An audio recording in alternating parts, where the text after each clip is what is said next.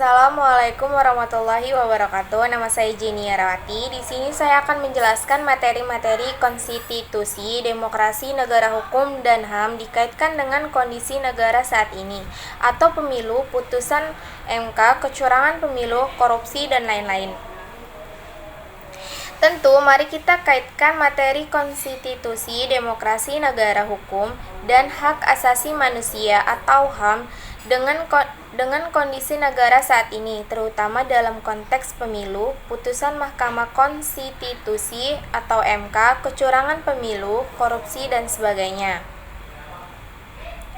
Konstitusi adalah hukum dasar suatu negara yang menetapkan struktur pemerintahan, hak-hak warga negara, dan batasan kekuasaan pemerintah dalam konteks pemilu dan putusan MK. Konstitusi berperan sebagai pedoman dalam proses pemilihan umum dan menjadi dasar bagi keputusan yang diambil oleh MK terkait perselisihan hasil pemilu.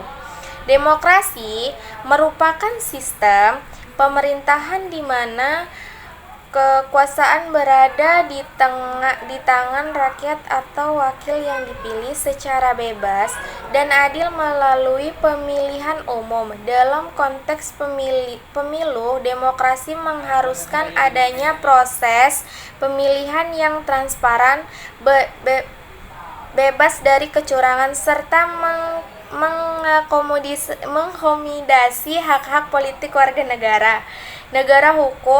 Negara hukum menempatkan hukum sebagai landasan utama dalam menjelaskan kehidupan bernegara. Hal ini berarti tindakan pemerintah harus sesuai dengan hukum yang berlaku, termasuk dalam proses pemilu yang menyelesaikan perselisihan pemilu. Hak asasi manusia atau disingkat dengan HAM. HAM merupakan hak-hak yang melekat pada setiap individu karena mereka manusia, termasuk hak untuk berpartisipasi dalam proses politik dan hak atas keadilan dalam konteks pemilu dan putusan MK.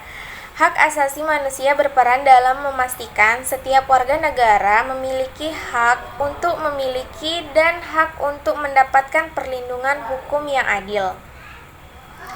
Dalam kondisi negara saat ini, terdapat berbagai tantangan yang terkait dengan 4 materi tersebut. Contohnya,